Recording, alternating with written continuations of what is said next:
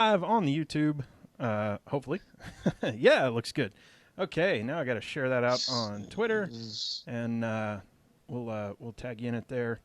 Jesse, let's see. Oh, No, I got it too. I got it on the PlayStation. Sweet. On the big phone TV. Oh man. Let's see. Is live. I promise, Jesse, we're way less. I don't know, or we're way more talkative than this once we start get going. This is the, Oh, I know. I'm a fan. I've listened. oh man. I feel like I kind of feel like I know you guys. Now I'm embarrassed kind of with that. Well, that is a bit, a lot of how this works is. So I mean, just yesterday I was in North Carolina in Statesville because I had an interview this morning, and last night I hung out with Sydney Lett and Dalton Pallister, and it's like I didn't know them from anybody until we started doing this podcasting and Twitter, and people started showing up, and like our intro music is her music, like she recorded it and she let us have it, and I mean it's been pretty cool. Man, in Twitter, like you said, well, obviously racing in itself is like its own little, world. And then Twitter just opened the door to like meet so many cool people. I love talking to people on Twitter. Yeah. You just have to ignore the acid, but for the most part, Yeah. It's good. It's more good than bad from my perspective. Sure. All right, what I'm about to do might disconnect me from everything, but we're going to try and see if I can get a little bit better internet, squeeze something out of it. So bear with me. Here we go. Reconnection successful. That's good. Okay, so that should have been the blip. Still got y'all? Yeah, you sound good. Okay. Maybe that will help it out, and we don't have as much interference with other stuff. Another one of those nerd buttons that I mash, one of them, like, oh, there seems to be a lot of network traffic along this channel. I should switch channels over to blah, blah, blah, and maybe that'll help. So, better you than me. I never would have figured it out. Oh, man. Do we still have Jesse? Oh, no. Go figure. Well, we got us two. Oh, yes. Yeah, so we have a third-party situation. Yeah. Well, we'll get her back here in a moment. In the meantime, what's up, y'all? I see Brandon and Samantha and Raja and Beast. I just realized that when I have the thing totally expanded, I can't see the... Oh, I can't see the comments and whatnot? Yeah, I can't. I have to... I have to put it in whatever the... Hell, you know what? I don't even know how to do that with this controller. I normally do it on... Well, I don't want to use internet. I don't even want to stream the same thing in both places and end up being the other person that causes this problem. Oh, it says Jesse Punch unavailable now. She must have got a... she must have had some sort of mess happen. Blackout. Yeah. All right, let me see if I can get it up on here so that I can at least see everybody in the feed. I'm getting a strong green signal now, so hopefully that has helped alleviate any of the network issues that I had before. Samantha, cookie? Where does it tell you where you got that at? What do you mean? Like I got signal strength. Lots of green. Well, it's actually something I'm running in the background that kind of gives me like the network stream, 30 frames per second, 0 drop frames, 866 kilobytes per second, blah, blah, blah, all in the stream source thing. I don't know how to call it. Whatever. I got you. All right, let's try, see if Jesse... Mine used to do that when I wasn't using the online version of it. Oh, yeah? Like when I was using the downloaded on the computer version, it would give you it'd give you some dots to let you know whether or not you were actually getting a good feed. Yeah. My experience was it didn't always correlate to the quality. Like it might say you had a bad feed, but quality would be fine. Yeah, this is way better since I just made that little switch, so we'll see. Because I'm not get her back in here. I'm not getting any of like the robotic artifacts or whatever you call all that. So. Yeah, I don't know either. I mean, like I said, better you than me in terms of problem solving it. Cool. Let me see if I can get this tuned in with no audio. There we go. All right, now I can see the feed. Cool. Looks like we have lots of folks on here. Looks. Still says Jesse Punch unavailable. And I don't have another way to access her other than Twitter. Send her. I will send her a DM. DM her. PTM Posse, what y'all up to? I fixed Talk all my, to us. I fixed all my internet stuff, and now. There she is. Hey, all right. Yeah, yeah. You disappeared there, like for real disappeared. I know. It was terrible. I started tweeting at you guys, and then I didn't know how that would help anything. So that's actually kind of funny. Now, is that the Blue Yeti mic? It is. How do you like it? Yes. Is it awesome? Oh, I love it. I've actually had it since high school. I used to record music using it, and so it's been long-lasting and literally covers everything. Music, podcasting, I love it. Yeah, that's awesome. I'm probably due for an upgrade at some point here soon because this one's getting a little like the buttons are all mashed in now and everything else, but the sound quality sure is good on these things. So hopefully that all works out. Especially considering how little we spent on them. Right. That's the thing that I thought was so cool now that we're 5 years into this thing is that for $40 you can buy one hell of a mic. Right. Yeah. I'm getting called out by Beast. Rusty, no beard and a haircut. I got a haircut too. Was once an inarticulate mass of lifeless tissues, man. Now present a cultured, sophisticated man about town. Wow. Guess a movie. I don't know that movie. Do you know what happens when you got to go to an interview and you can't wear a hat? Yeah, there's that. No, I went back in the office this week. So we're doing like this staggered schedule, wearing masks and blah, blah, blah. So I'm actually back in an office environment, at least this week. And then next week I'll be working from home again and then back and forth and back and forth. So anyway, Jesse, we got you still. Oh, she froze again. Yeah, bummer. We might have to shut her video off. Yeah, it might be a thing. Like I said, at this point, Sherwin, I'm getting great throughput from yours. Yeah, likewise. It's totally good on my end too. All right. Well, the YOLO button press of switching up my channels worked well. So I wouldn't have done it if I wasn't somewhat confident. I just didn't know what YouTube would think of it. We learned something. Yeah, exactly. Or you did. Well, Jesse.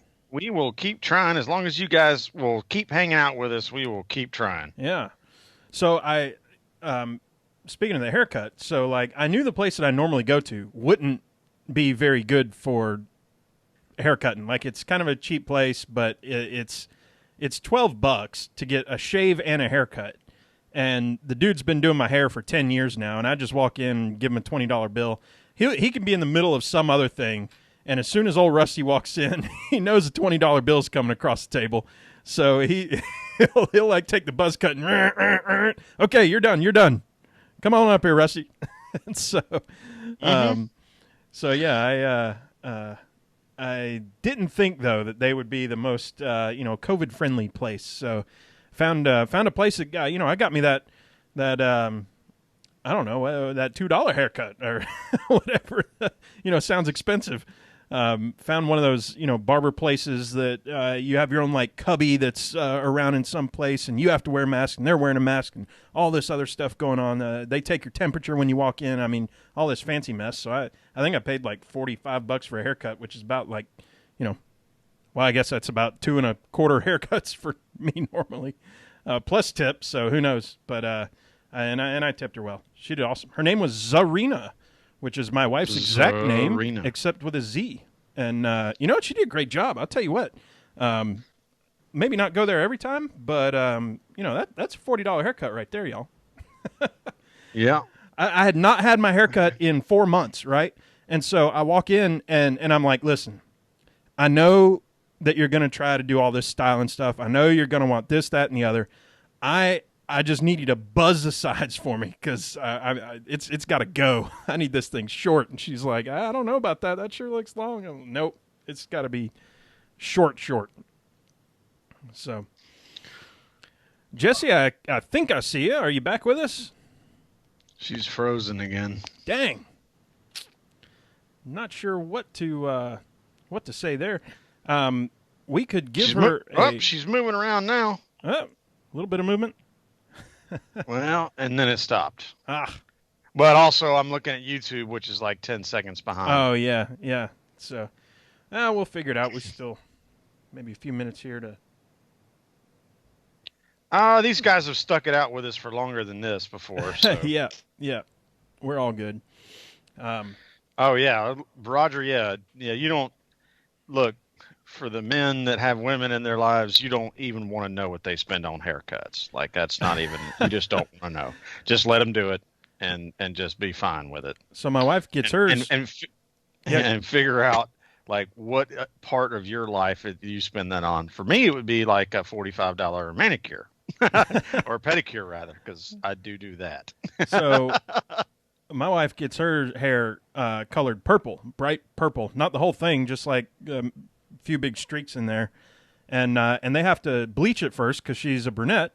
And so, they charge, it's... That's a long process. It's a 3-digit number with a crooked number in the front. That's a big one. That's probably bigger than I would have estimated. It's a big haircut or hair process, I guess. Hair do. Yeah. Has she figured out how to keep the purple from washing out of it?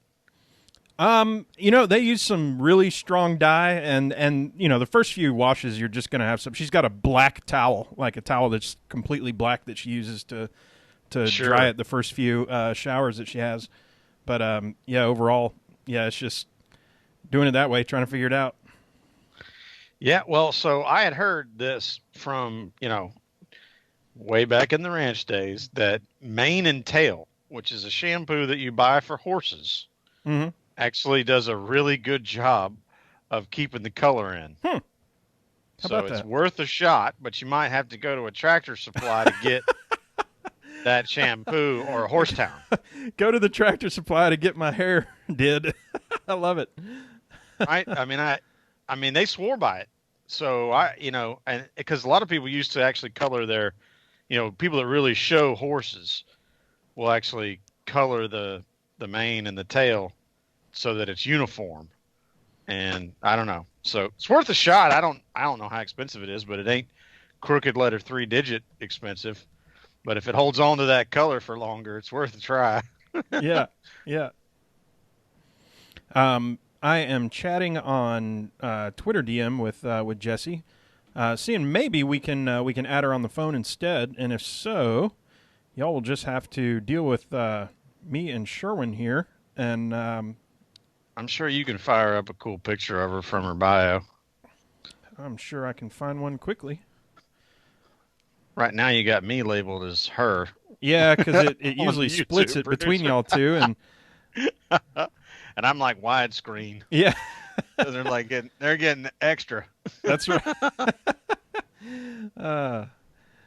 And like this, Jesse, punch, boom, and then all I have to do is let's see who the last person is that we had on here. Guest image. Can you monitor the DMs and let me know? Yeah, I can do that. Okay. Browse on there. See. If she gives us a number, obviously don't say it out loud because that's for everyone to hear. Everyone will hear it. Yeah, I'll just copy paste it and I can grab it either way. Oh, okay. Yeah. I'll let you know when it comes in. Okay. Cool. Let's see. There we go with that picture. Well, whenever she does start hearing this, and for everybody else that's on the YouTube, we've never had these problems before. This is like 3 weeks in a row after never having a problem with this before. Yeah. So yeah, I don't know what's going on in the world. Knock on wood, I think everybody's on the internet now. Yeah, that's probably it. Knock on wood, I think I have now solved the issue with that I was having. So I'm glad for that. Let's see. Top maybe 100? Nope. We'll go with that. Close. And if we take you and zoom down and move over here, this is the type of stuff that I'm doing usually, y'all, before the whole thing starts. Filters. Left, let's go in maybe 50, maybe 75, and right, we'll go 75, get a nice square picture there, and boom, now it looks like, this is how I do it before, like I said, before we start any podcasts and stuff, so you get to see it kind of on the fly here, getting our camera set up, so maybe that'll work, maybe not. All right, here we go. She's just started to reply. Yep, all right, it's there. Go get it. All right. With that, I am going to have to switch our cameras to just me because otherwise, once again, it will show the phone number on screen. So I don't want to do that. Out of respect for our guest here, y'all have to get it yourselves. My video, or you have to do that anyway because it'll still show.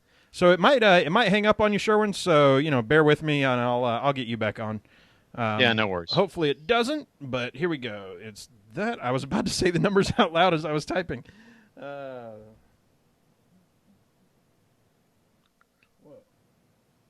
Golly, I can't freaking read.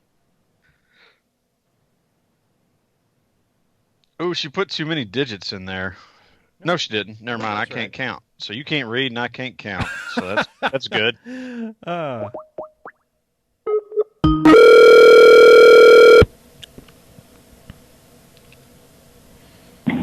Hello? Hey, Jesse, it's Rusty. Hey, I am so sorry. Oh, it's all good. It's all good. We're still up on YouTube and everything. I have hidden your now I gotta click phone number at least. So perfect. All right. There we go. I appreciate that. Okay, so let me see here. You know what? I think. How do I do this? How do I do this without exposing all that stuff? Let's see. I got to do a little bit of button mashing for a moment. All right, just give me 1 second, and I've wreaked havoc on everything. I apologize. Oh, it's okay. It's okay. Like I said, we've part of it. That's why we have a couple different ways we can do this because of this exact reason. Yep. Okay. Let's see. If I were to take this and just make it super tiny, what would that do? Okay. Yeah, that should work. And then if I go back over to here, it should not be showing that. Good, good, good. Filters, top. We want a good 100 and 150. There we go. Bottom, we'll go another 150. All right. Well, Sherwin, we got the close-up of you, but so be it. I think the folks will deal with that. And that looks good. Jesse, we still got you? Yep, I'm here. All right. This is sounding really good now, so hopefully it's not too inconvenient for you on the phone there. Oh, good. I just picked my nose on the video. That's good. I don't think that would be the first time for any of us. So that's good. Awesome. All right. So it looks like we're in good shape now. So let's see. Jesse, you said you heard the show before, so you know how it all works. The only thing being a guest on the show versus listening to it live, or not live but recorded, is that when I do the intro, I might disappear from you for like a minute and a half. You'll hear me come back. You'll hear me bring you on and everything. If you talk, the folks will be able to hear you, but you won't be able to hear me. And like Sherwin said, we don't edit. So it's up to you on that. But after I say we are recording now, then that might be the last you hear from me for 90 seconds or so. But you'll hear me bring you on and everything. Does that all sound good? Yep, sounds great. Awesome. Sherwin, you ready to roll? Yeah, let's do it. Jesse, you ready? I'm ready. All right, I'll be back with y'all momentarily. Well, 90 seconds or so. Other than that, recording now.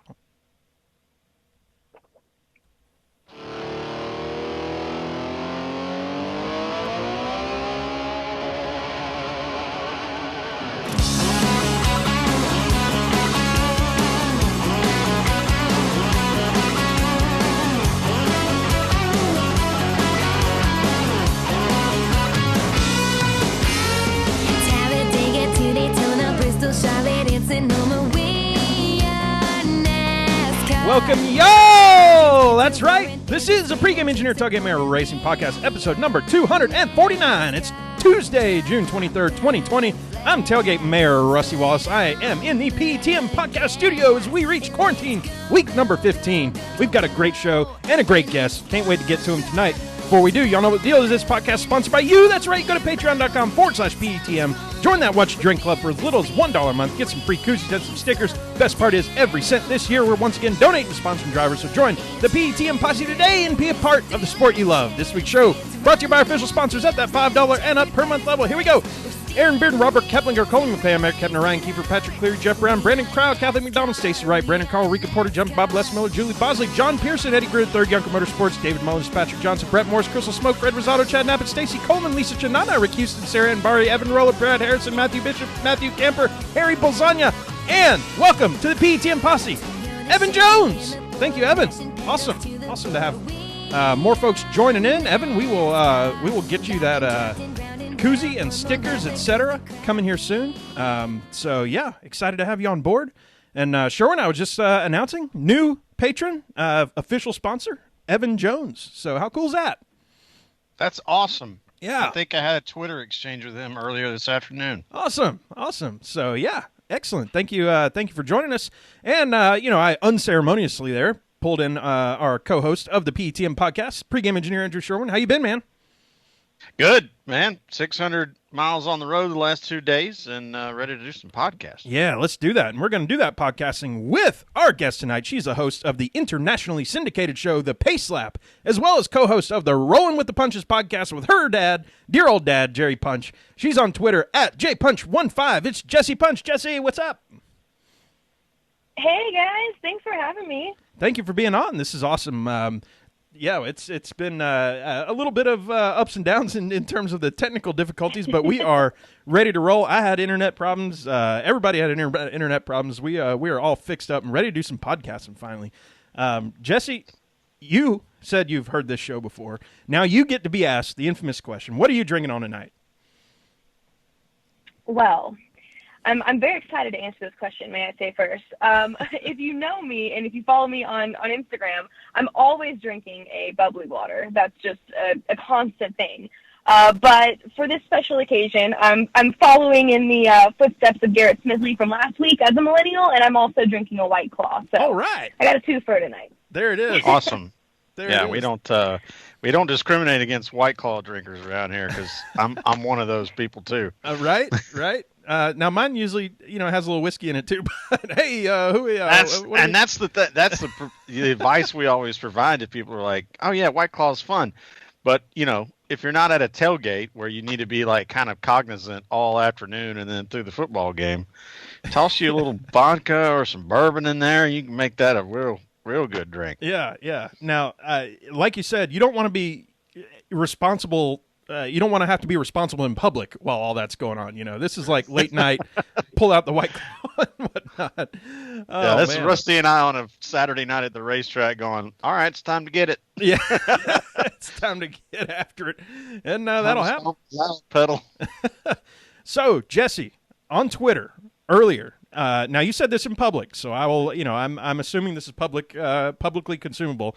You said, I'm going to be on the PTM podcast, and between you and me, I'm a little nervous. Now, here you are.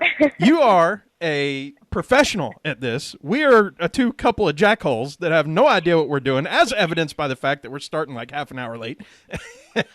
and you're the one who's nervous. So, I can't even come up with words right now because, we're the nervous ones every time. Every time. We've had some great guests on here. You just mentioned Garrett Smithley last week and the sponsor that he has with Rick Mar Florist and all that, or Rich Mar Florist. Sorry, I said Rick. And we've had multiple Ricks in a row and everything.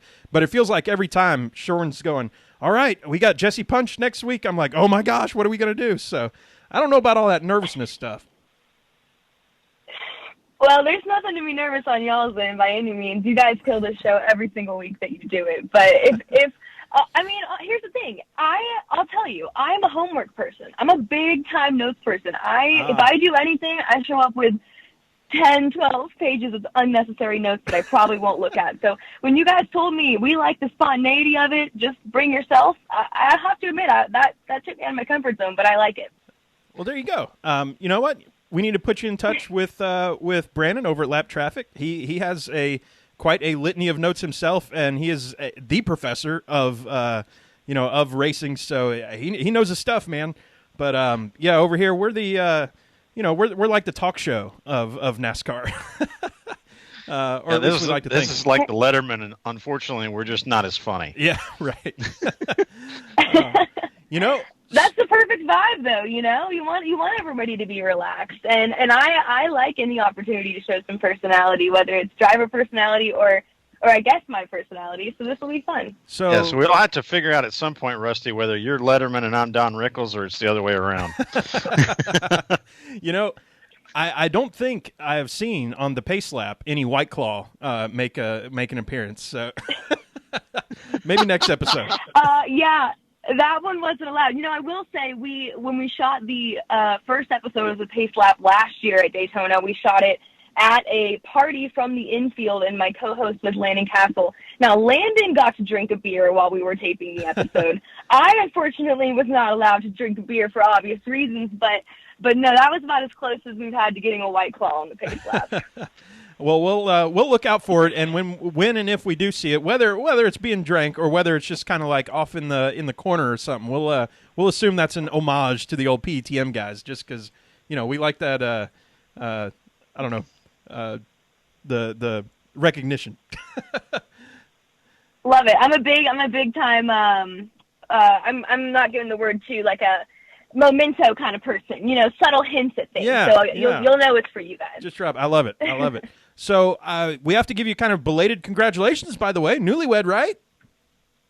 Yes, thank you. I got married in January. Married in January. That's awesome. How are things going? How's the married life?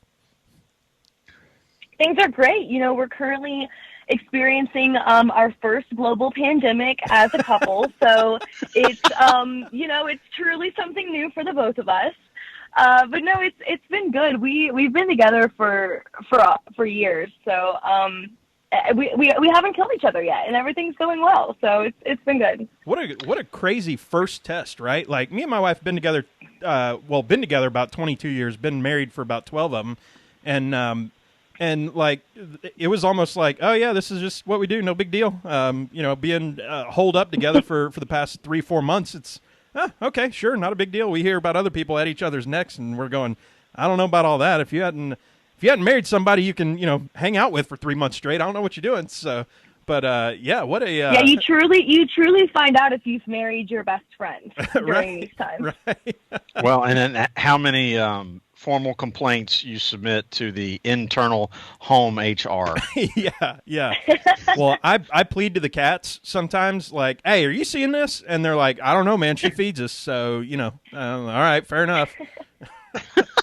So I don't have a whole lot of backing. There's a lot of judge, jury, executioner in those cats. So definitely executioner part. Those things are killers.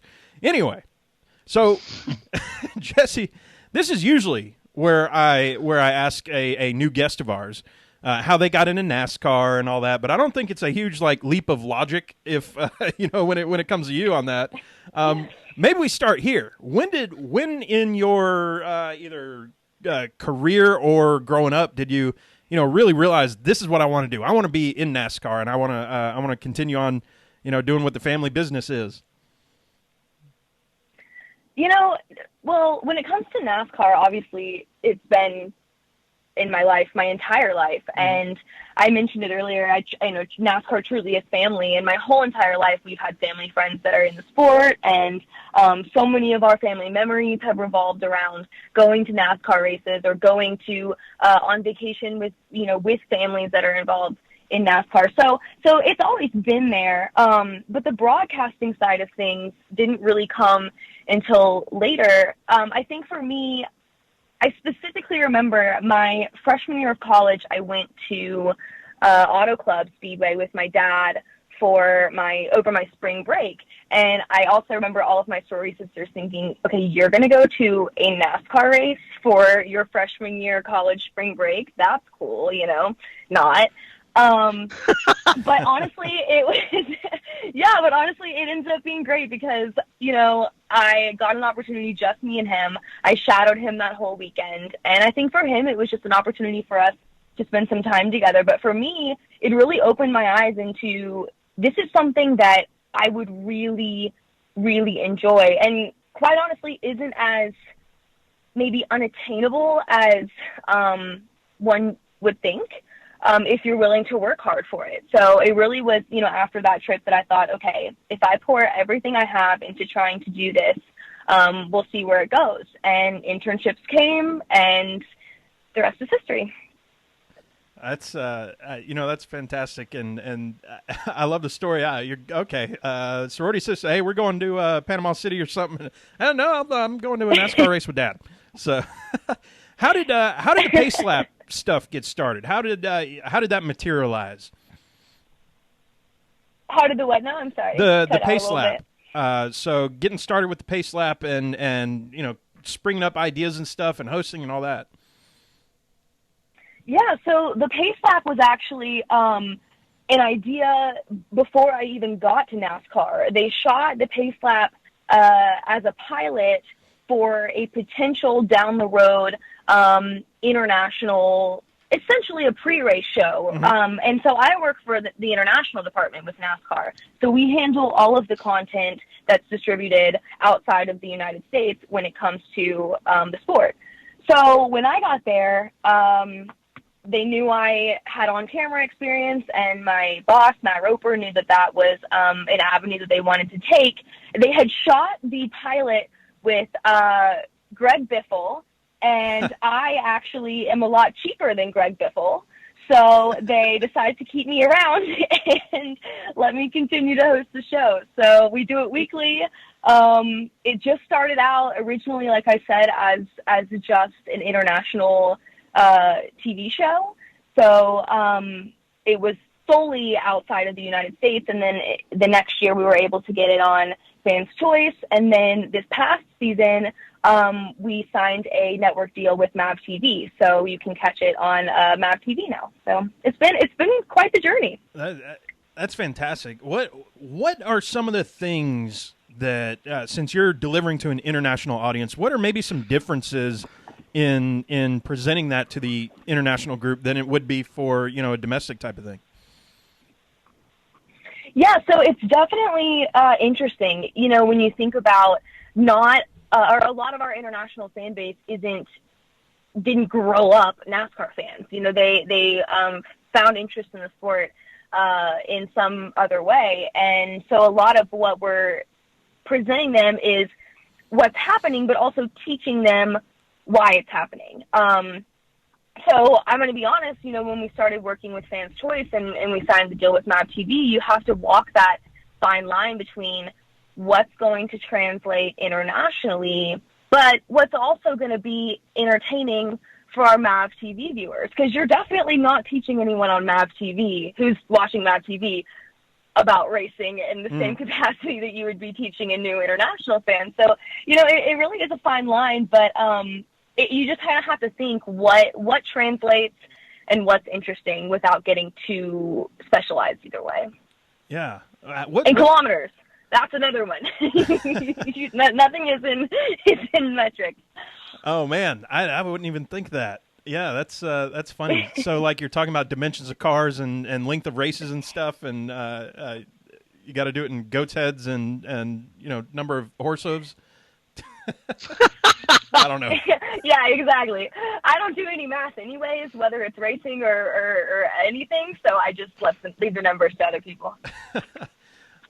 What's been some of like the most unique reactions that you've had, like, or have there been any I don't know, any cool things that folks have said from the international scene? You know, that we hear rare insults from international communities that you don't even understand or anything, or praise, both ways.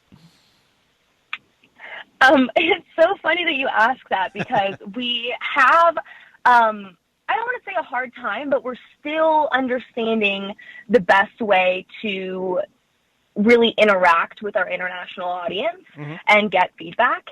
So we're constantly, for the first, year or so, felt like we were just begging for feedback, and we were constantly saying, please send us an email. So one day we get this email, and I mean, it's like the first email in the inbox. So my whole team is like so excited. We finally got some feedback, and this nice man, he was really nice about it, but he told me that I smiled too much. He told me that I was too happy, and he told me that I just needed to be more like Oprah, and he would enjoy the show better. And I just thought that was so funny, but I'll never forget that. And I love Oprah, so I'll do whatever I can to make it better. Well, that is some interesting feedback because, I always loved Daniel Trotta on Race Hub before she left to go back up north, and she was always laughing, cutting up, and smiling. I mean, I guess just take all those things with a grain of salt. Yeah, that's a distinctly American thing too. I've read forums and whatnot. So whatever you want to call it on Reddit or wherever else, well, somebody will ask something like, what is something that's surprising for foreigners who are vacationing in the U.S.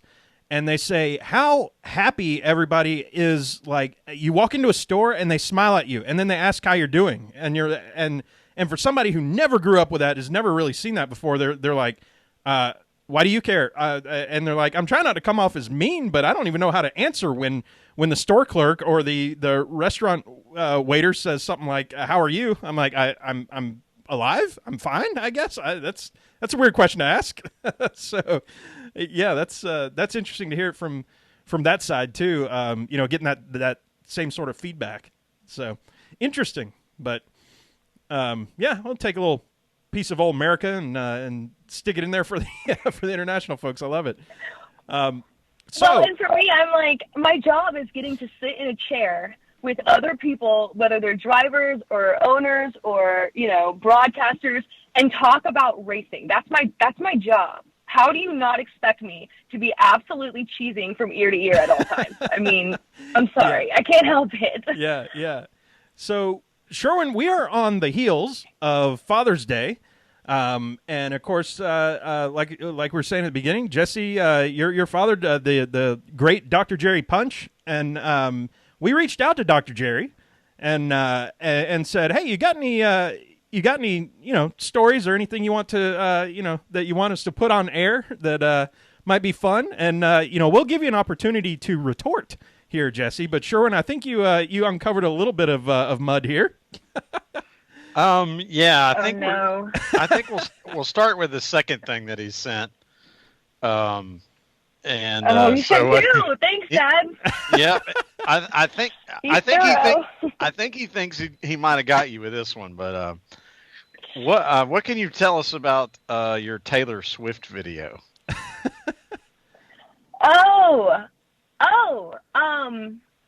What can I tell you? Okay. So when I was young, much like now, one of my hobbies was making videos. And it's funny when I think back on it now, because I wasn't making them for YouTube or for Instagram or for, TikTok or whatever have you.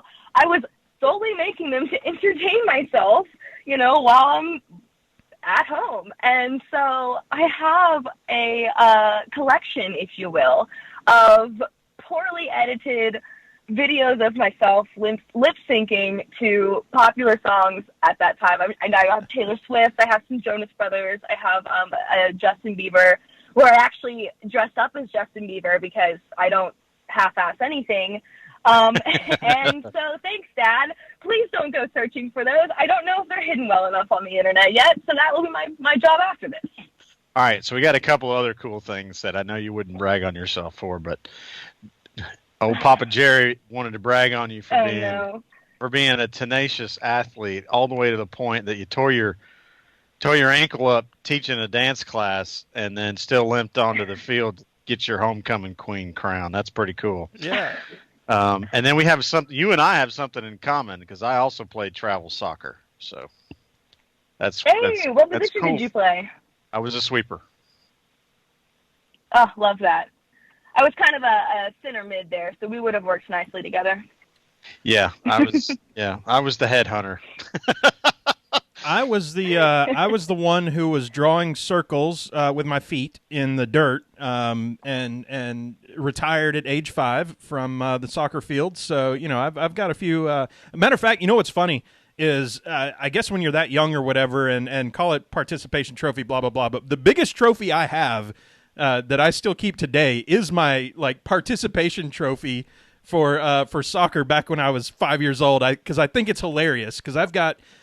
We won our county championship in basketball, probably one of my most proud sports moments, and I was a starter on that team. I was 50 pounds lighter and could actually jump.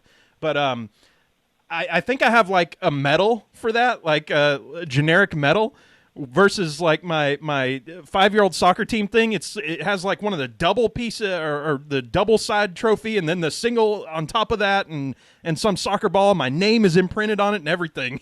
And, I keep it around just as a reminder of, like I said, you can make fun of the snowflakes and participation trophies and stuff, but you know what? We grow up and we kind of make fun of it ourselves. So it's funny. Wow, and that's the way I've always talked about this, and I'm sure if you played competitively, Jesse, you probably have a similar perspective, is that anybody that's an actual competitor knows what the difference between a participation trophy is and having actually won something.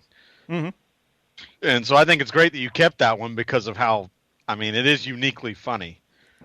Yeah. In a lot of ways. And the only thing that I saved, my parents moved out of their house 4 years ago. The one I grew up in, lived there for, they lived there for 34 years.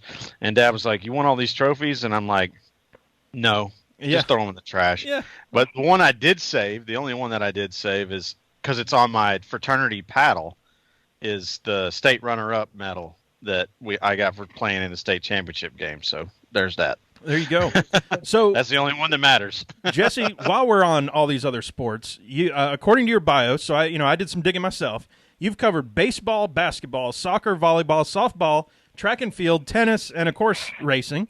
What one of those was the hardest one for you? Did you step into any and just go, "I have no idea what's going on, or how to call this, or what to even say here"? What was the most challenging one? Oh, for sure. I'm going to be honest, I did not know much about volleyball when they asked me to do my first live broadcast for volleyball. But again, I'm a homework gal, so I learned everything there was to learn about the sport before that. But when it came to the most difficult to cover, I think I would have to say outdoor track and field. And I specify outdoor because at least in indoor, there's a certain amount of room you have to go. Outdoor, you're outside for hours, just hauling equipment everywhere, trying to get video, and you don't know when the winning, whether it's a jumper or a pole vaulter or a track event, you don't know when it's going to happen. So you kind of just have to cover all of your bases at all times.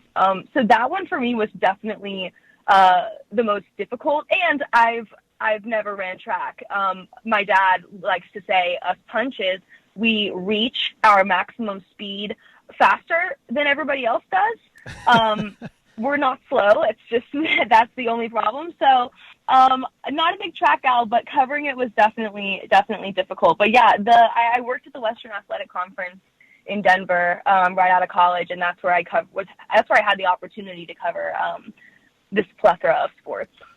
Well, we never would have guessed, based on your apparent height, that you wouldn't know everything there is to know about volleyball. What, 5'2"? That doesn't scream setter for you? Actually, you probably would have been a damn good digger, as it turns out, because getting low is what that's all about. Yeah, I don't mind throwing myself at the ground, so... So, speaking of dear old dad there, so you've got the podcast and Rolling with the Punches. First question is, how long were y'all holding on to that name before it was, finally time to drop it? That feels like something that's been simmering for, whatever your age is. Oh, you're on to us. No, we've always loved that. And I mean, for me and my dad, it's always been a dream to work together of some capacity. And the coolest thing for me was these past 2 seasons on the Pace Lap, he was my co-host for the Father's Day episode Cool. Unfortunately, we're not taping Pace Lap right now, or else he would have been my co-host this week as well. But that was really neat because it gave us an opportunity to finally, in a professional setting, not only work together, but work together under a NASCAR umbrella. And I just feel like ever since we got those few opportunities, we've really been, spitballing around, what if we got to do this? And how cool would it be to do this? And the name just kind of came naturally. And, I'll throw it out there. Our dream is to be able to drive around, drive to different places and talk in the car and go visit tracks and go visit these places that my dad ate lunch every night after the race with Benny Parsons. And I want to go experience these moments in history in his life with him as well. So, our goal would be to actually truly go rolling with the punches and take this show on the road. But, cool. Starting with a podcast felt like a good thing, a good way to start. Well, file this away in your folder/list of things to do. But getting to the Dawson pool room to interview Gordon Perkle Sr., you guys would love that. Now, granted, that's not near a racetrack, but maybe at some point, if you're headed down to Atlanta Motor Speedway, you take a little detour because there's just so much racing history there. And, of course, we love to plug them because that's our hometown place, kind of. That's right. So just put that one in the list of things, Gordon Perkle Sr. Dude is an encyclopedia of what went on with the Elliots in the 80s and the 90s. Yeah, he's amazing. That's awesome. Has there been in any of these professional settings, maybe y'all are talking about something, whether it's like, I don't know, I'm just throwing topics out there, single lug nut or some other aspect of racing, and there's maybe a disagreement. Was there ever like a temptation to say something like, well, you remember when I was in second grade and you left me at school all day? How about that? No, I've never had that temptation to do that because, okay, I'll brag on my dad a little bit if he likes to brag on me. For as much as my dad was gone growing up and working, it never felt like that because when he was home, he did absolutely everything. I mean, I never went to school without him making me breakfast in the morning, and not cereal. I'm talking eggs. I'm talking toast. I'm talking bacon. I mean, he did it. He would drive us to school when he was home because he knew that's what he wanted to do. So those little jabs don't come as easily for me because I don't truly feel them. But what is funny are those times that we're talking about something and I'm feeling pretty good about myself, and I'll throw out some knowledge, or I'll, try to give him a few facts. And he's always so polite about it and takes it and smiles and is like, that's great. And then just slaps his bit of knowledge right on top of it. And I'm like, oh, and there it is. I know nothing, Oh, man. So we let him take a dig at you. So now it's your turn. Is there any, particular story that's been at the top of your mind that you want to share? Or maybe, if there's not one, maybe the pluses and minuses of having a medical doctor as a parent. Wow, yeah. One particular story doesn't come to mind. I'll have to, if it does though, I'll get back to you. But definitely, you've heard the saying, the shoemaker's kids are always the ones that go without shoes. Yep. Well, it's very much the same way with a medical doctor dad. If you couldn't see bone, my mom, my dad didn't need to hear about it because we were tough enough to fix it ourselves. And I'm so thankful for that because it's made me the tough person that I am today. But no, it was definitely, I had those friends at school that were in like a finger splint, and I was hobbling my way through the halls because I got the crap beat out of me at soccer, but my parents didn't care because that's what made us tough. And my dad knew it wasn't as bad as the stuff he's seen. Well, so with that, why don't we talk some NASCAR? Talk about the week. We're going to tear it down. I accidentally played the sound earlier, trying to cue it up, and I accidentally played it. But that's what happens when you do this thing live, so I'm just going to do it again. There it is. So it's time to tear it down. First period, we are going to Talladega. And you can't talk Talladega without the pre-race stuff. I think, Sherwin, you texted me. You said, you need to go somewhere, because I was at work, y'all. I went, well, no, not Sunday. Sunday it was Father's Day. That was yesterday. It was Monday. Okay, it was Monday. Okay. So Monday, I went back to work. We're on this like staggered schedule thing, and we're all wearing masks and all this stuff, but we're back in the office somewhat. But Sherwin goes, you need to find like a private place to go sit and watch this thing. And typical me, I'm like, yeah, I'm not that emotional, blah blah blah. I'll just watch it. And y'all, if you didn't get a frog in your throat after that one, and seeing that whole thing happen, man, that was really cool. Really cool. The drivers shows where everybody's at on this stuff. And I think Steve Phelps came and was given delivering the news that we found out today that the whole thing seems to be misunderstanding and something that's been there a while. But I have no regrets around anything that happened or anything like that in terms of reaction and swift show of solidarity there. So, wearing the Bubba hat today, that was really cool, Sherwin.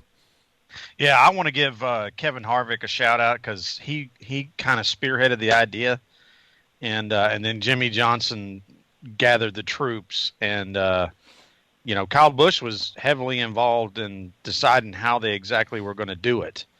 So, I mean, props to all those guys. I mean, that to me is understanding what's going on right now. That's how you're supposed to react. Mm-hmm. Yeah. And then to piggyback on that, Bubba stopping on the front straightaway after the race was over and, showing some love to the folks that came from Atlanta. I mean, there was a whole crowd of, Black Lives Matter and support Bubba and I stand with Bubba. And they were all, and from what I understand, based on all the information that's been gathered to this point that's available to us, they were all people from Atlanta that had never been to a NASCAR race. But they're like, now it feels like we can go. And I'm like, there is nothing better than that. Right. I dig it. Jesse, what was your kind of reaction to that stuff? Yeah, that whole display before the race was phenomenal. I mean, I was speechless watching it, and I've said it. If you've listened to the podcast, I think I've said it every week since the COVID, restrictions started. I'm just so proud of how NASCAR has handled everything these past couple months. And I didn't think that I could get more proud of the company as a whole, but with the magnitude and the seriousness of what we've started facing, but what we've started truly facing and taking on in our world in the past few months, with the Black Lives Matter movement and racial injustice, NASCAR, hats off to them. And what they did on Sunday at Talladega really was just the cherry on top of the most perfect response. And what I love the most about everything that NASCAR has done to respond is that they've basically said, we don't care if you don't agree with us. Mm-hmm. When it comes to our fan base. They said, we don't care if we're going to potentially lose fans because of different opinions, because our sport is inclusive and we're going to keep it that way. And if you don't agree with that, then we don't need you. And I think that NASCAR has put their foot down, and the drivers have too. And that was evident on Sunday at Talladega. Well, I thought the quote that got published from Richard Petty, cause he's 82 years old. So he's in the target demographic that is at the most risk. And his quote to the media was, you know what, I haven't been to a race since this COVID stuff started. And he said, but the most important thing to me right now is going and giving my driver a hug. Right on. Yeah. Love it. We'll move on. And that doesn't surprise me in the slightest bit about Richard Petty either. I don't think anyone was surprised to see how supportive he was of Bubba. And it just goes to show how backed he is and how important NASCAR sees this issue. Yeah, absolutely. Well, we'll move on to the race itself. Like I said, first day back at work, they decided to run a dadgum good race. Photo finish at the end with Blaney, who, by the way, Jonathan Morrissey last week picked Ryan Blaney, so you know what that means. It's time to give him the biggest props that you have on the PTM podcast. Here's the horn. Jonathan Morrissey, this one's for you. There you go. That's the highest honor. I wish Jesse could hear it. So we play a foghorn when any of our guests or ourselves pick the winner of the race. And Jonathan Morrissey is the representative Rich Marr florist, and he picked Blaney. And well, I guess he knew what he was talking about. Well, and he was the only one who knew what he was talking about because Garrett Smithley picked Brad Keselowski, finished 19th. He said dark horse for Matt D, 26th. I picked Logano, 17th. You picked Chase, 38th. we were back marker fellas, and then here comes Jonathan with that pick. One thing that I read, and then over to you, Jesse, this was the most competitive race in terms of passing and lead changes at Talladega in nearly 10 years. So it sounds like they got something right. Package, tires, whatever it was. What was your thoughts on that race, Jesse? Yeah, I thought it was a great race. I mean, rain delay aside, and I think what's crazy about it too is when you look at the overall stats of the race, it wasn't necessarily a wreck fest. It wasn't the Talladega that everyone just assumes is going to take forever because you're going to see so many restarts. But the incidents that we did see were great. I say that, great racing. It made for an exciting race. And obviously, like you said, the finish and Ryan Blaney going back to back at Talladega. But my first thought, and I'll ask you guys this too, my first thought is, okay, so this is now 4 years in a row, I guess we've seen Blaney get a win. But the past 3 years, he's only had one win. And those past 2 years were both playoff wins. So are we going to see more wins from Blaney this year? Did he just get that one win earlier? Or is this, I'm a big, like I said, I'm a big trying to figure out the statistics. I'm my notes person. So I don't know. I thought it was a great race, and I was definitely excited to see that finish. But I'm with you. I wouldn't have picked Ryan Blaney either, but I'm happy how it turned out. Yeah. Well, I think when people go back and watch it and realize that they restarted that race with, was it a green-white checker, or were there just 3 laps left? I don't remember. I need to watch it. It was green-white checkered. Okay, that makes sense. I'm going to rewatch at least the end of it and the beginning of it on YouTube whenever it posts. It'll probably be up tomorrow morning. But the thing that I noticed, because the talk for years and years and years now, and rightfully so, has been about Dale Earnhardt's last win at Talladega, that fall race in 2000, and how he came from 17th to win the race with 9 laps to go. Well, Blaney came from 10th to win with 2 laps to go. Yeah, like he just hit the gas pedal. Like he just was gone. Like, I mean, he just chased up through there, and I was like, yeah, I think this kid really knows what he's doing at these kind of races. Right. To answer or to address, this is no answer by any means, but to address the question about Blaney and wins, I think we see so often that winning at this level it's almost, I'm not saying luck. Getting in the top 5, that's a strong driver, a strong car, a strong team, strong crew chief. Yeah, this is like Kevin Harvick territory this year, minus the last couple races, I guess. But it's really firing on all cylinders, and I'm talking about each cylinder being one of those things that I've just named off. So getting up there in the top 5 area, I think that's where Blaney lives for a good portion of this season. We'll see, with the diversity of schedule that we have coming up, but winning is such it's almost a different level. You have your guys who are, quote unquote back marker or whatever. You're 20th and below, and they're really, a 20th would be just incredible day for them. You have your guys who, getting into the top 10 or whatever, incredible day. The top 10, I mean, those guys are pretty well set, in terms of whether somebody comes in or out of that. You're typically not too surprised with that, although Talladega offered a few surprises this weekend. But then that winning spot, I mean, it's so coveted. It's just another level above all those, and maybe even further above all those. So predicting wins with Blaney, shoot, we try to predict wins every week, and you see how we did this week. Other than Jonathan, we were pretty abysmal. So who knows? But I see him contending. How about that? And, you got to be able to. You can't hit a home run unless you step up to the plate, right? And he's stepping up to the plate. Well, the other thing too is, think about this stat. 3 of the probably 5 best plate racers, and we're not allowed to call them plates anymore, but you know what I'm saying. Mm-hmm. Super speedway racers all drive for Penske, at least today they do. and they've won 8 out of 12 of the last Talladega races. Like, that is just absolute dominance by Penske. And it's not because their cars are just incredibly better than everybody else's. It's because they really do have 3 of the best guys behind the wheel. Yeah, yeah. I'll tell you something else, a stat that I read, that this is one of those, like, I can't believe this is a stat. This is the first time in the last 4 super speedway races that somebody didn't end up upside down. So I don't know what, if there were changes involved with, the Ryan Newman stuff or anything else, but I didn't realize that they slowed the cars down almost a second per lap. Yeah. In order to try to prevent that from happening. Yeah. So kudos there too. Safety wise, the stuff we saw at Daytona. I mean, say what you want about racing and wrecking and blah blah blah, seeing that, but no, I don't care to ever see that again. So well, and I think you said it too when you asked about the package.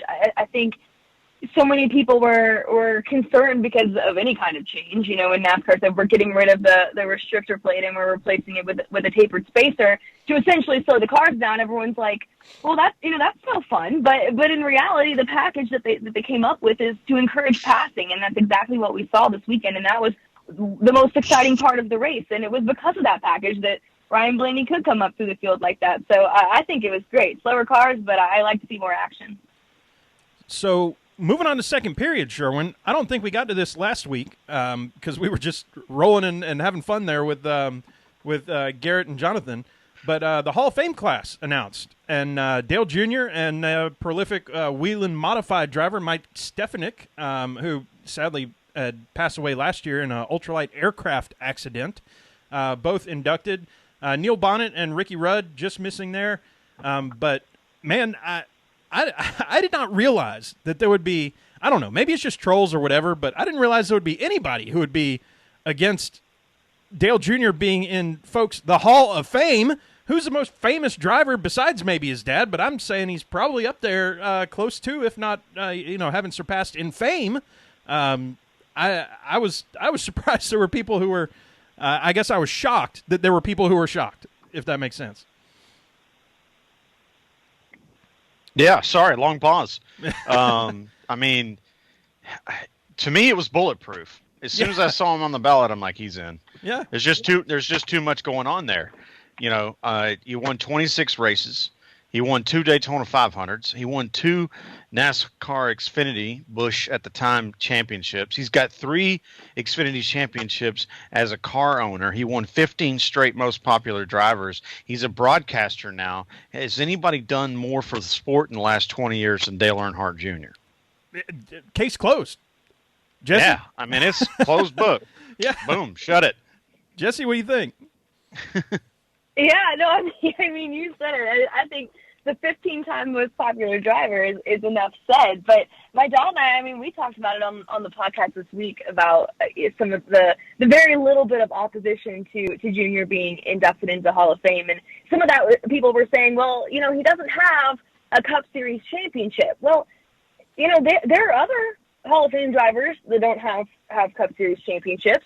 And let's look at what Junior is continuing to do for the sport in running his successful Xfinity Series team and continuing to pour into the next generation of drivers. I mean, this isn't a legacy that started with his dad and ended with Junior. No, he is absolutely continuing to shape the sport even now after his retirement from driving full time. So no doubt that was the right choice. I think anyone that's hating is just trolling, because there is no way you can argue that one. Well, thank you. And I wasn't a super fan of his when he was driving. I obviously respected and all that. But I had other drivers that I was a fan of. But there's no doubter. I don't know. Maybe I'm just beating a dead horse here. But it was very weird to me reading on Twitter about people trying to throw anti-stats at it, and it's like, yeah, you're just barking up the wrong tree. I don't know where you're going with this, but okay, sure. Have a nice day.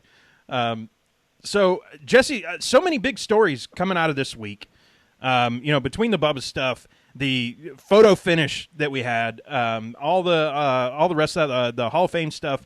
What are some of the stories that you're following that maybe have slipped under the radar in the last few weeks? Oh wow, that's a good one. I don't know. I think I'm like, let me think. What am I following?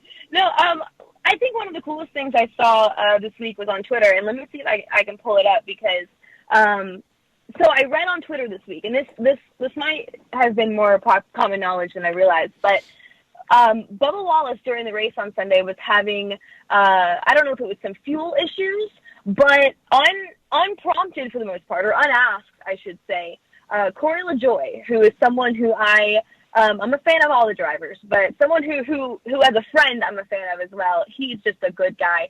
He unprompted came up and pushed Bubba to get himself in a position where he could enter the pits and not have to really take any race damage for that. And I just think that's so cool that, as they're competitors, but that was just such a small, subtle moment that probably wasn't noticed by everyone on track. But I read that on Twitter this week, and I just thought that's one of those little stories that needs to be heard. Yeah, that's really cool. I did not know about that. I heard that too. So awesome. Well, old Rusty learned something at least. No, that's cool. Another thing we didn't really talk about, and it kind of made some waves, and then it sort of went away with all the other stuff that was going on. Rumor mill once again alight with Floyd Mayweather possibly having a team joining NASCAR as soon as 2020. Evidently, not many details. The team name is Money Team Racing, and certainly Floyd has the money. He's making 9 digits off a single fight, probably his last fight. And he made $300 million off the fight with Conor. Yeah. So we love seeing new teams come aboard. What does it take for a new team to spin up? Besides the money part, if he can throw, $10 million at this, what else do you need besides that to get this thing started? And is there any legs to Floyd Mayweather coming on? Curious, Jesse, if you've heard anything recently. I've definitely heard a lot on social media. I don't know that I've heard much in the grumblings of the, I should say, virtual office, since we're not in the tower right now. But, I think, though, to take your question in all seriousness, when it comes to starting a race team and looking at a young race team, what do you need?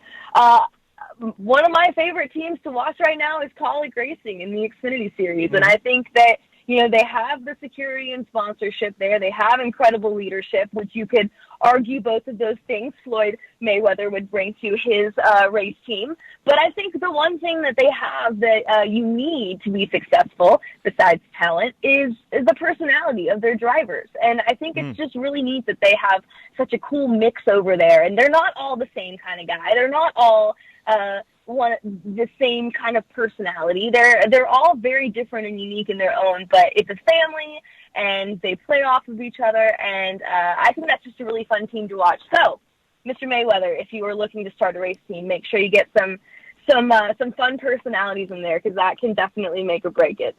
Well, I mean, if we throw away, and I don't say throw away, I mean if we push aside all the awesome things that happened with the Cup race and Bubba, that those three guys on pit road, or not pit road, but like at the start finish line, all hugging and high fiving and stuff when Haley won. It's like, those are three guys that clearly support each other very well.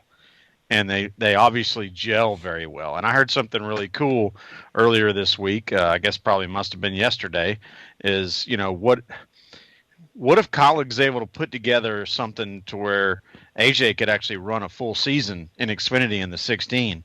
And would he be able to potentially win a championship? And I look around the room and I'm like, I don't know why he couldn't. Like, winning at Atlanta was a pretty big deal. Kind of solidified the perspective that he's not just a road course guy. Mm-hmm. And they clearly have absolutely not. And they clearly have good equipment. So, I mean, obviously we know Haley and Chastain are earmarked for whatever's next. We don't know what the time frame is going to be, but they're clearly going to move up. But what great way to backfill those guys with, a veteran driver who's coming into what, Motorsports Analytics says is his prime years. He's going to turn 39 next year. Like they say that's the year for a NASCAR driver is being age 39. Which David Smith can tell you that. Yep, David Smith, Motorsports Analytics, and the Positive Regression podcast. So I sure hope they do. I'd love to see AJ around more. That dude, there's nobody that has more fun winning races than that guy. Absolutely. Well, yeah, go ahead. Oh no, I was just going to say I agree with you, and what I think is so cool about that is, the whole business model there with Kaulig. Well, Justin Haley is a buddy of mine. I've worked closely with Justin since he was a rookie in the truck series with GMS Racing, and so I feel like I get a little bit of insight there into kind of how things are going with Kaulig, and I firsthand have seen Justin's development as a driver and just as a person, kind of maturing and growing into himself, especially in the sport. And so what's really cool is, they brought AJ in to be a mentor to Justin, and also they're all about strategy over there, so it was a 3-car operation. It was all strategy. And then look, he's had this success that he's had, and the team has taken off the way that they have. And now, like you said, there's talks of bringing him on full time. And so I just think it's really neat how this little bit of strategy here in trying to bring up a young driver and groom a young driver has just completely changed the dynamic of their race team. Yeah. Yeah. Folks, I don't know how else to say this other than we are halfway through the regular season at this point. It's crazy. It feels like we just started back up racing, but 13 races in now with all these midweek races and everything else we got going on. And after the Pocono Double, we'll be well into the latter half. When are we allowed to start using the P word? Playoffs. Playoffs? Playoffs. Where's Jim Moore at? Right. Jesse, are you paying attention to any playoff speak right now, or are we, jumping the gun here? Yeah, are we talking about practice? I am not. Yeah, I'm not paying attention to any playoff speak right now because, as we said earlier, just it's hard. It's hard to take anything in racing. It's hard to make any predictions, and I know that the second that I start to get comfortable with what I think about the playoffs, everything is going to flip on its head. And I mean, we're looking at. Like you said, we're looking at a season where it's so out of the normal, and we just feel like we got back racing. But at the same time, drivers have been run ragged. They're trying to figure out what their schedule looks like now. I think we still have a lot of interesting dynamics to continue to play out this season before we can even start talking playoffs. I mean, Kyle Busch doesn't even have a win yet this season. I don't even think you could start talking playoffs until you're like, okay, there we go. Things seem a little more normal now. So what you're saying is Kyle right now is in jeopardy of the playoffs. Now, we're talking playoffs. I did not say that in the slightest bit. I just said nothing feels normal this year. Well, with that, let's go ahead and gas it up for this upcoming weekend.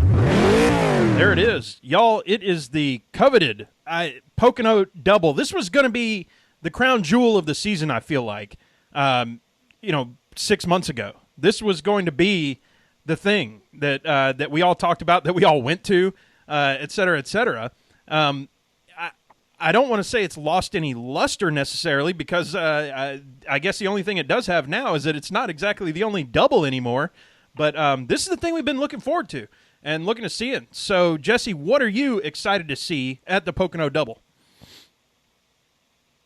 Oh, that's a tough question because I think Pocono just is such a unique track, obviously. It provides a unique style of racing anyways. And then on top of the idea of this long doubleheader weekend, there's going to be – I'm anxious to see if there's a sense of longevity in the way that we're seeing drivers race. It's we're not going to see or that's what I'm wondering, I guess, is what kind of racing are we going to see in the first race to gear us up for the second race? Who's going to be willing to take risks and who's going to be thinking ahead? So I think, as much strategy that already goes into racing at Pocono, there's a whole different element when you're adding in a doubleheader weekend. And I agree with you. I'm a little sad that, we aren't all going to get to be there and experience this monumentous event of weekend in NASCAR. But I plan on spending all weekend on the couch working the races, so I don't think there's any issue with being cooped up all weekend watching nothing but racing. So I'm looking forward to that at least. Yeah, Sherwin, What are you looking forward to this weekend at Pocono? Well, so there was an underlying theme to what Jesse just said, and I feel like I'm agreeing by saying I'm curious to see, especially for the guys that don't have a win yet, like Kyle, whether they treat the first race like a practice and try to learn how to set up their car for the second race. I don't know how much work they're allowed to do. I would assume they're allowed to change everything except the motor and transmission if they want to. Overnight. I don't know if it's on lockdown as soon as the race is over. I don't think that's the case. So I'm very curious to see, who does take it easy on Saturday in order to be better on Sunday, and who maybe of the people that, shows up on Saturday and they fire off, heading down into turn one and realize this is the best car I've ever had here. Yep. So I got to win today. Yeah. Yeah. Yeah, echoing those. I mean, it's the strategy game here, and it's what we've been talking about all year prior to lockdown and all the rest of that. But how are you going to strategize at Pocono? What are you going to do? And it almost feels like some of the old school strategy at places like Talladega, at the super speedways, where, well, am I going to hang out in the back? Am I going to move forward? First half of the race for second half of the race. Well, now we have two races, and it feels like almost a first half and a second half thing, kind of like what you're talking about, Sherwin. So I'm very curious to see the strategy side of that, see what parts are practice, what parts are, if I go – well, going a lap down at Pocono is not easy to do, but if I go a lap down this race and I learn something big for the next race, is that worth it? So strategizing stuff will be that'll be interesting. Matthew Todd says, who tears up all their stuff? Yeah, that's another good question. Well, that's the problem with Pocono is if you hit stuff, you usually tear up all your stuff. Mm-hmm. Mm-hmm. Because it's all fast everywhere. Yeah, yeah. With that, y'all, it's time to do some picks, and I gotta write down names here. We always let our esteemed guests go first. So, Jesse, who are you liking at Pocono? And I guess we got to make two picks here.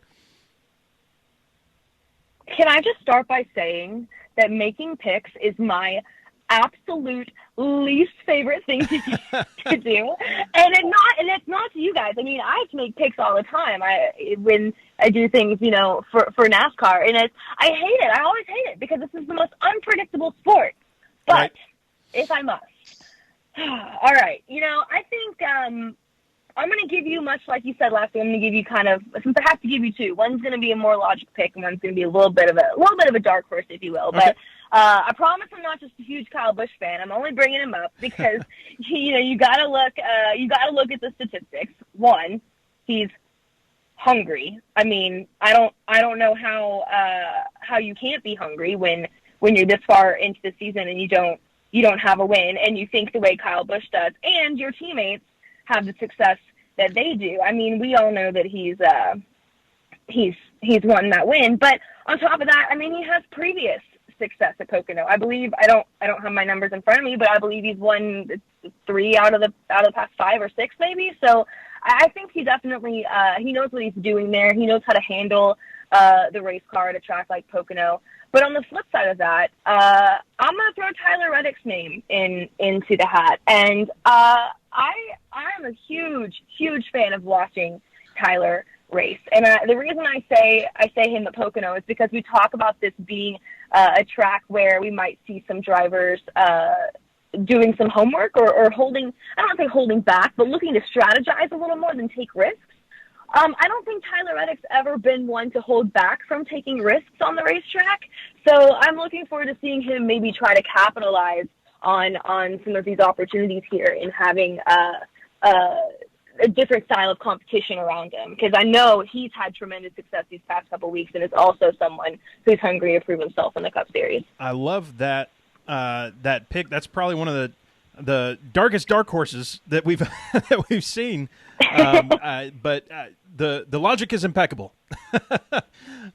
Sherwin. Hey, thanks. I love an underdog. I hear you on that. I think that might be couch flip worthy. Should a Tyler Reddick come out on top at Pocono. Sherwin, so last week, unfortunately with Chase, or yesterday as it turns out, down in the 38th spot. So you're up next for the pick. Maybe let's treat this like a box like a box 2 thing. So, if you don't have to pick which race for which driver, but maybe you get 2 picks and 2 races, and we'll play the horn for either one. What do you think? I like it. Okay, I like it. So Blaney's my first pick. Blaney for the double. Yep. Don't care which day, obviously, if we're doing a box fecta. Yep. Like we're at the bet window at the horse track. Like a bifecta.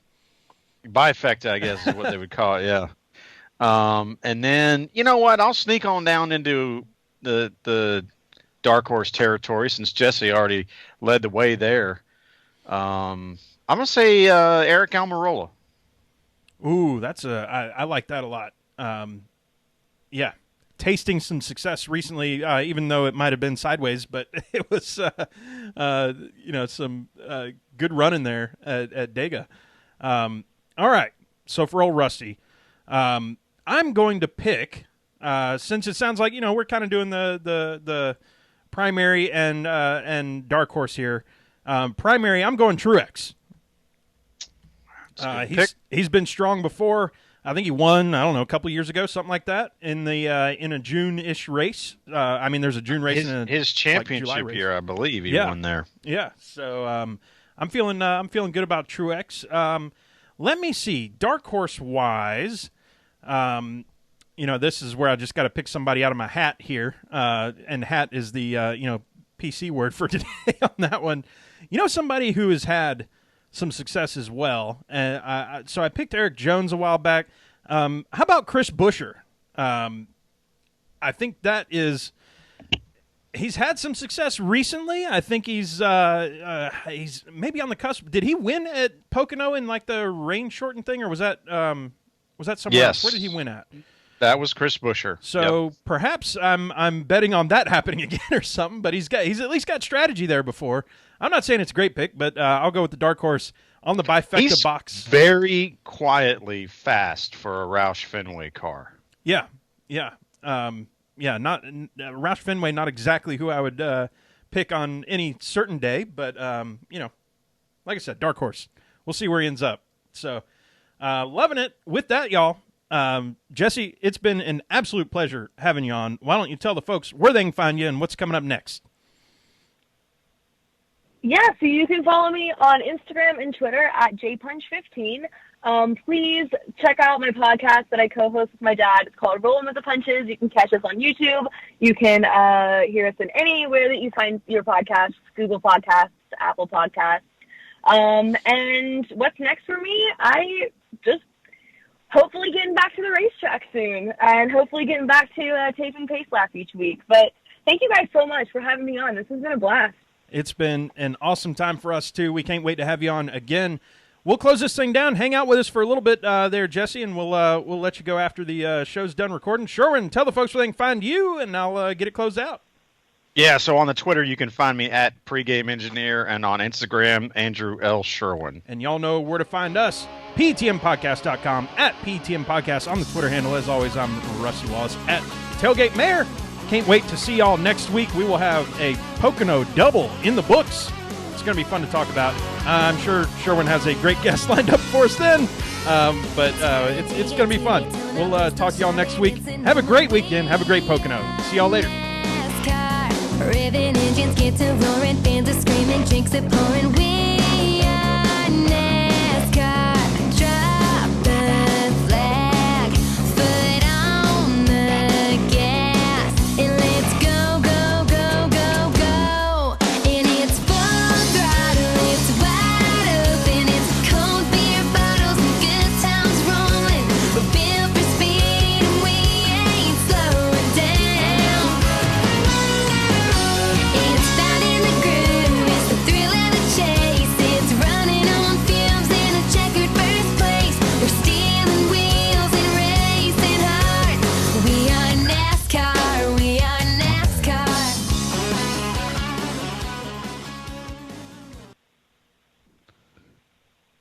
All right, that's a wrap on the recording. Jesse, you still with us? I am. Awesome. We are still live on the YouTube, but that is the bookend of what will be posted on the podcast side, and I'll just start getting it saved down and everything. But It's been awesome having you on. Appreciate you being on. Hopefully, we settled the nerves, settled the what was it at the beginning? We said the nervousness of being on. You definitely did. Yeah, no, it was fun. I would love to do it again. I really appreciate you guys reaching out and having me on. It was a really good time. Absolutely, yeah. We like we said, we're just a couple jackholes that just enjoy hanging out with folks and talking NASCAR. That's how the whole thing got started in the first place, and here we are. Sherwin, I think you said 5 years was our anniversary recently. Yeah, we missed it by like 3 weeks. Oops. It was I think it was right after Dover in 2015 when we started. Yeah, how crazy. We were young and dumb. We're still young and dumb. Well, we're getting older and we're dumb. But. Hey, we got a quarter millennium up next. Okay, that's right. Next week. And I didn't say it on the podcast broadcast, but the folks that are still hanging out on the YouTube can hear this. Next week we have Chase's spotter, Eddie DeHaan. Oh, that's going to be awesome. Yeah. So that'll be interesting. Yeah, it'll be an interesting perspective to have. We've had a couple spotters. We've had Bubba's spotter, and we've had Clint Boyer's spotter, and I don't know. Do we have somebody else, Rusty? I'm sure we have, and they're probably deeply offended right now. Probably deeply offended. I love spotters' perspectives too, because they usually have great personalities, and they always get very animated with explaining things. So those are always great interviews. Oh yeah, I mean Freddie Kraft is a riot. That dude is funny as hell. Didn't we have Jimmy's spotter like early on? We have not had Earl Barber. Oh, shoot, we had somebody else. I can't remember. Oh well. I know you're talking about. It'll take me forever to figure it out. I'll never remember. But oh well. Yeah, we've had a few of them on, and spotters just have a whole different take. I mean, we've had a few race car drivers, obviously, and the spotters, they just have a different perspective, especially the ones that already are involved in podcasting, like Freddie and Brett Griffin are with the Door Bumper Clear, and of course they do that with TJ. We haven't had a chance to speak with TJ yet, but I'll be honest, I haven't asked him because I figure that's probably a no. But like Freddie, I can text and he'll just text me right back. He's just he's a go with the flow kind of guy. But it should be a good time. I mean, we've never had. I tried to get Kevin Hamlin when Casey was still driving. Yeah. But he wasn't having any of that. All good. Kevin's a good guy. Yeah, I mean, I know he's a good dude. He just wasn't. He doesn't really get all that involved in all that extracurricular stuff. Oh, no, he doesn't have time for that. No. Well, yeah, I get it. Well, hey, and I was going to tell you guys too. I really appreciate you having me on because maybe next time the nerves won't be as much. Because for me, working for NASCAR, I get a little nervous when I'm like, all right, we're just going to go talk shop here. It's like, I don't freely speak about NASCAR as much with fans, as I do with people in the industry.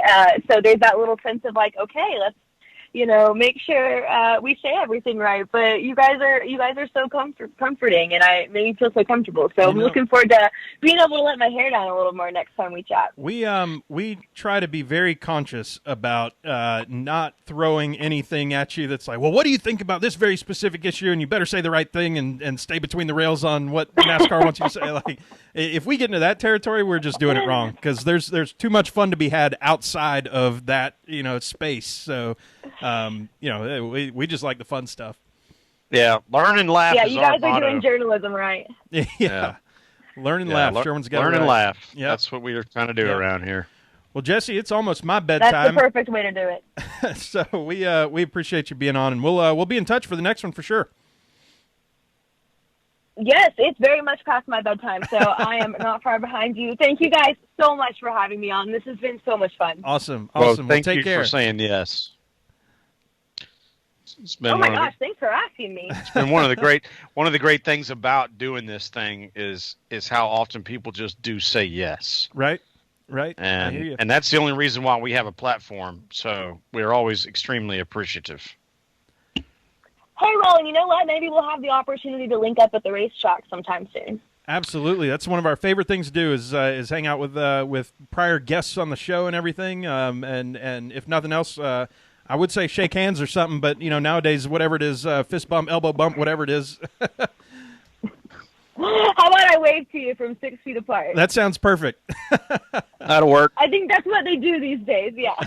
I dig it. We'll take pictures of us waving. Perfect. Love it. I'll hold a PETM sticker in the photo. Oh man. Well, we need to send you one. That's what we right. Need to do. That's yeah, there right. we go. All right. Well, take care, Jesse. We'll talk to you soon. Thanks, guys. Have a good one. All right. You too. Bye-bye. Thank you. Let's see here. So we are uploading now. So there we go.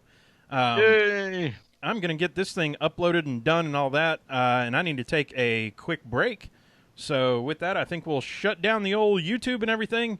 If you're still hanging out with us, the PTM After Dark, I know it's a bit short today, but hope y'all enjoyed yourself. Hope you enjoyed having Jesse. I know we did. Yeah, she was awesome. And, I'll be hovering around the Twitter if anybody wants to ask some questions. I got a phone call I actually need to make. So I'm with you. Let's go ahead and shut the